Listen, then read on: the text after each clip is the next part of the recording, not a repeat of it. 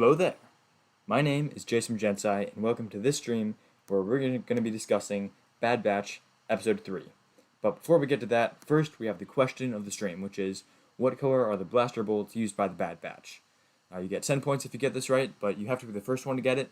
You can't look it up, and you only get one guess. So those are the rules for question of the stream. Leave your guess or answer, depends on how well you know it, in the chat or in the comments if you're watching after the show and no one's got it during the stream. We'll see. Yeah, so that's the question of the stream. Let's get to the main topic, which is Bad Batch Episode 3. And my overall thoughts on Bad Batch Episode 3 are kind of negative, to be honest. I didn't really like it that much. Like, it's fine, but it's not like it upset me. Like, there are some things, like, in the sequels and in the prequels, and yes, some things even in the originals, that are just kind of like, I hate that that's in Star Wars. But then a lot of things are just kind of like, I don't care that that's in Star Wars. And that's kind of how I see Bad Batch. Like, if this episode weren't a thing, it probably wouldn't change that much, other than Crosshairs, all the stuff around Crosshair. That is interesting to me, because it shows development, I guess. It's not, like, terrible, though, because we do get to see Omega developing as becoming part of the team. And this is all also being mentioned from a point of, I don't know what episode 4, 5, 6, all of them. I only know the first 3 episodes. For all I know, this could be like the most significant episode ever. I would find that unlikely just based on the content of the episode, but it's possible because I don't know what's coming next. But anyways, let's get into the more specifics of this episode. Actually, first I want to invite you to leave your thoughts about it in the chat or in the comments as well. I would love it if you guys would, I don't know, give me some feedback. What are your thoughts on episode 3? Did you also think it was just kind of meh, or like, did you think it was super awesome? Did you think it was super lame? I don't know. Leave your thoughts in the chat. But I'm going to get to some specifics. So I'm going to talk about all of, like, the Bad Batch scenes, and I'll get to the Crosshair scenes in a second. But for now, let's start with the Bad Batch. So it starts out with their ship is damaged, which that happened when they were leaving I think Seleucami, whatever planet they were on last episode, and they have to land. Oh, one thing that Tech mentioned, which I like, it's somewhat significant, but it wasn't like treated significantly in the story. It was just kind of an offhand comment. Is he was working on a device that would be able to detect the chips inside of clone troopers' heads, and that could potentially help them rescue other clones. Specifically, the one in my mind is Crosshair. Could also be used on, like, maybe Commander Wolf. Maybe that's how he gets out of the chip thing, or maybe Gregor. I don't know. But Crosshair, definitely, I think that's its intended purpose, is to get Crosshair out, because they also mentioned in this episode that they kind of miss Crosshair. Yeah, so that's something I do want to bring up right at the beginning. That's why their ship crashed, because Tech was too busy working on that. I mean, maybe it would have crashed anyways, but it does crash. And then Echo and Tech go out to fix it, which I guess kind of implies that Tech finished, because he wasn't going to work on anything until he finished that. I don't know, maybe not, but that kind of implies that, right? I don't know. We'll see.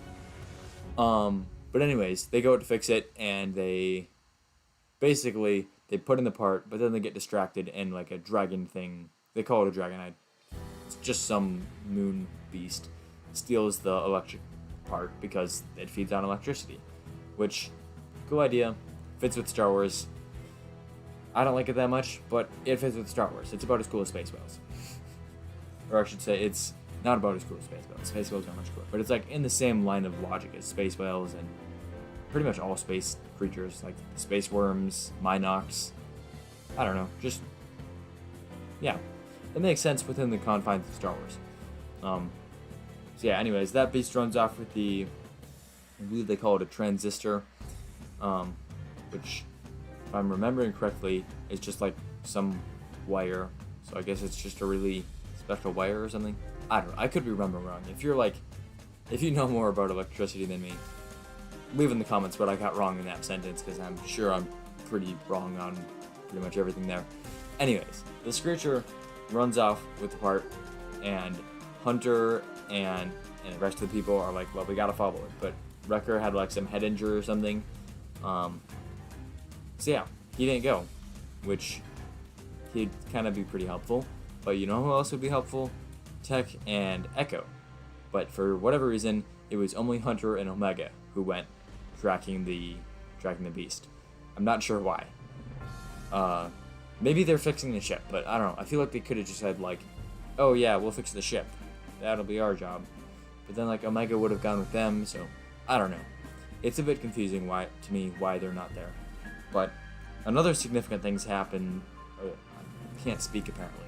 Another significant thing happens while they're like tracking the beast. Is Omega is asking Hunter, "What are you doing?" Hunter's like, "Well, I'm tracking the beast." And then later, Omega does that, or actually, what she says is, "Can you teach me?" And Hunter says, "No, it's his special power." And then later, Omega tracks the beast, which, I mean, I get that tracking could be like something that Hunter's especially good at, but you can technically do it as well, like if you have enough practice or whatever. Tracking isn't unique to Hunter. It's a skill people have learned before. That's why Hunter is, I don't know. That's how they came up with Hunter's skill set, is based on other people who are tracking. But anyways, Hunter has this special skill to track, and Omega seems to pick it up incredibly quickly, which kind of lends itself to the theory that she can somehow like absorb powers or has all the powers or something. Because I mean, in episode 1, she shoots Crosshair's blaster out of his hand. That's a good shot, especially because she doesn't seem to have much blaster training. Now she's tracking things. I mean, I don't think she has any examples of like super strength like Wrecker, or super technical abilities like Tech. Maybe because she's like already like an assistant to one of the Kaminoans. I mean, I guess she's only like, what, 10, 12, maybe a little older or younger. I doubt she's in her teens, but she's pretty young, and she's still an assistant to a Kaminoan, who are like the best cloners around. That's pretty smart, if you ask me. So yeah, maybe she just has like all the abilities or something, or maybe she can take abilities. Who knows? We'll probably get to see that more later. Which I feel like is kind of the big thing with this TV show, is who has Omega. That's like, I guess, the thing that the most people are invested in, is figuring out what's going on. Which is kind of sad. I mean, I'd rather be invested in like what the Bad Batch are doing, maybe in getting Crosshair back, but like they haven't really expressed like, we need a plan, we need to figure out how to take the chip out or whatever, but like, I don't know. Yeah, I mean, they are setting up some potential things, but they're not like giving us any like idea of what to expect in these episodes, so they just kind of feel like aimless. But yeah, I don't know. Other than like that, just not much was happening. I like it, especially the part where they come back to the ship and Wrecker's like, "Hey, Omega, I built this room for you," and then she has this room, complete with a stuffed animal, which, yeah, it's pretty great. Again, the character development for Omega is pretty good in this episode. It's just everyone else is just kind of, I don't know, not much is happening. Like, their ship crash landed on the planet. At the end, they repaired their ship and got off the planet. That's so like tropey and like episodic in nature. It kind of reminds me of The Mandalorian a bit, to be honest. Which, I get, The Mandalorian was popular, but like, this shouldn't just be The Mandalorian, especially with these characters, because like, I don't know, I feel like these characters have a different feeling, and the feeling doesn't go as well with the plot of The Mandalorian. The Mandalorian plot has like its own like feeling or whatever. It's got its own like charm to it, and The Mandalorian has like a charm that complements it or goes along with it. Whereas the Bad Batch characters themselves don't really go along with that quite as well. They could if they did it right, but I don't think they're doing it right. I think it's almost like too simple. I feel like if they were going to do something more episodic like this, where it's like the actual plot is episodic, you would need the characters to not be episodic. And that's where you could have some like character conflicts. And that's probably the big problem I have with this episode, is there's not really any character conflicts here. I mean, Omega's like, hey, can I come with you? And they're like, yeah, sure.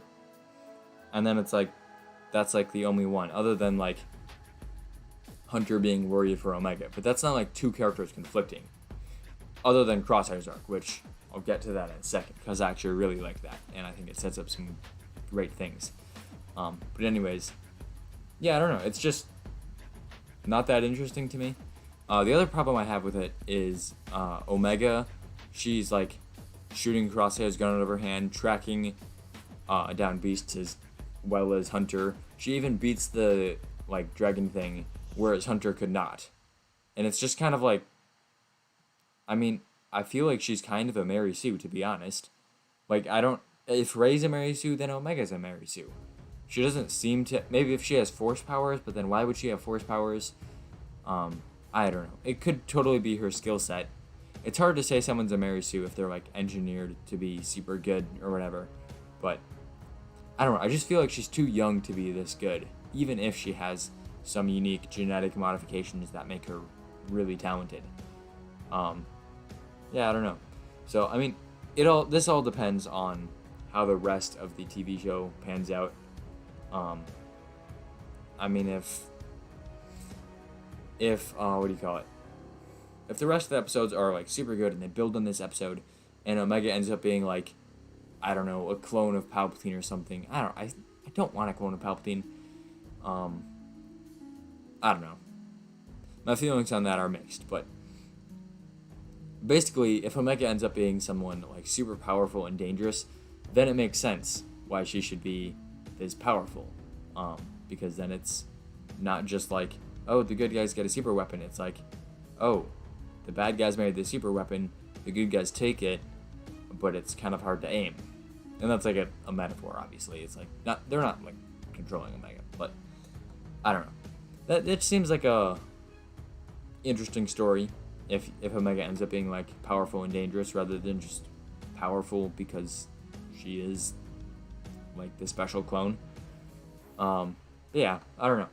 But let's talk about Crosshair's arc, and not really arc, but just all the scenes with Crosshair and Tarkin. So it starts with him like getting tested, and then they have, basically they have Crosshair meet up with 4 other like recruits rather than clones. They're not clones, they're recruits.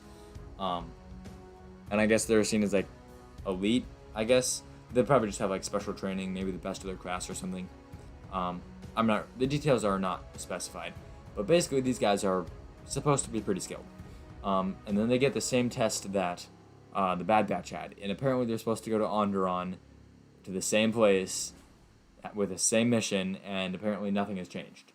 Which, I don't know, I guess it only has been like a few days. I'm not really sure, but it probably hasn't been that long. So maybe they're still there. Maybe, like, but I don't know. I just feel like Saw Gerrera would have had time to leave or reorganize. I mean, I guess he wasn't at the camp anymore, but like, you would think they would have moved and figured out that there's like spies everywhere or whatever, like probe droids or whatever, because the Bad Batch found them pretty easily. So I don't know. That just seems a bit off to me.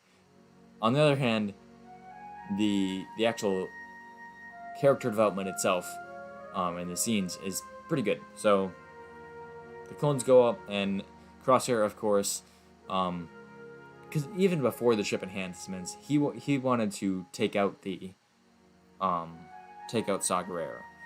But after the ship enhancements, I mean, he's obviously gonna try and take out civilians.